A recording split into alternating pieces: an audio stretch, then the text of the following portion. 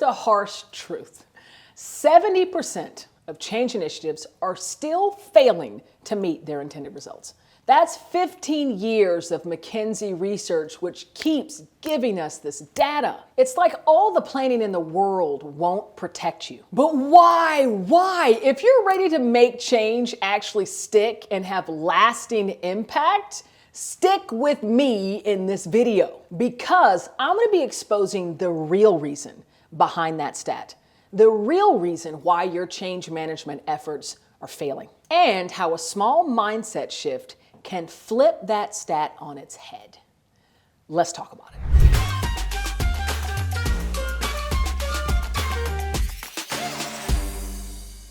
All right, so these are the hidden reasons why your change management efforts are failing. There's an element that's missing. There's an element that we're not giving enough voice to, that we're not giving practical tools to, that we're not doing the research against, and it's emotion.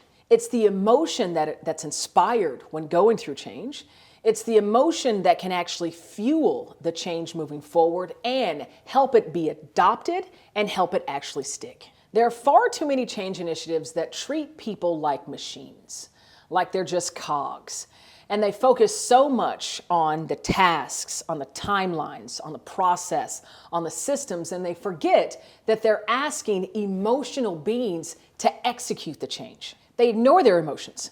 And it's the emotion that can fuel resistance to making the change a reality. And I'm telling you, I'm seeing this all over, notably as AI is getting integrated all over the world. I'm so grateful that we're doing some strategic partnerships with these AI startups because what we're hearing from them is we bring in this new technology, we bring in these new tools. The executive team is so excited to see the results that we're promising actually come to fruition, but then nobody uses the tool. Nobody actually adopts it because they're forgetting the emotional element, the human element. It's why it's so important that we humanize change. We humanize these change initiatives. And I'm so grateful for all of our partnerships and all the work that we get to do around the world, bringing that element to the forefront and enabling those humans to actually adapt and adopt to this incredible new technology. So there's great power when you can embrace and reframe those emotions that are inspired when going through big changes. I call them signals, notably those ones that you might deem as negative. The fear, the frustration, the anger, the anxiety, the angst, the overwhelm. These are the signals that actually will fuel resistance. But if you can reframe that, these individuals can become empowered to use that emotional energy, to transform it into their fuel, to adapt, adopt, and move forward, evolving and growing along the way. And I'll tell you this, when you sense resistance in an organization, typically that is giving you alert to where there's opportunity to alleviate some tension, to provide additional information, because there's a reason that resistance is happening. So if you can flex a bit of curiosity and ask what's driving this, what might be fueling this, you'll begin to understand the root of what might be holding your people back. And so I often celebrate having resistance in an organization because it means there's opportunity for them to learn, opportunity for them to understand where that tension is and where the opportunity lies to get even better to move forward. So now let's talk about some tools that you can use to give yourselves the best chance of not falling in that 70% failure rate. The first tool that I like to use is called emotional mapping.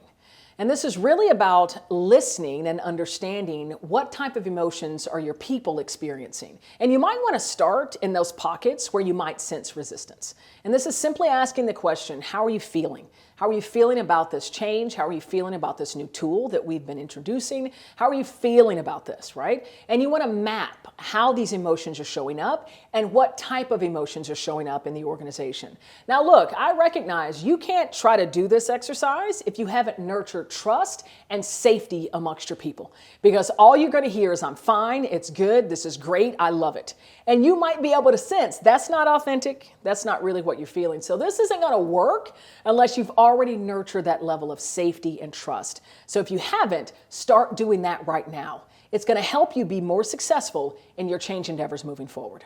The other tool that will really help is what I call quick win feedback cycles. This is about celebrating many successes, right? As you're getting into the implementation, as you're starting to roll out these changes, when you start seeing users use the tool, when you start seeing little areas of success, celebrate that.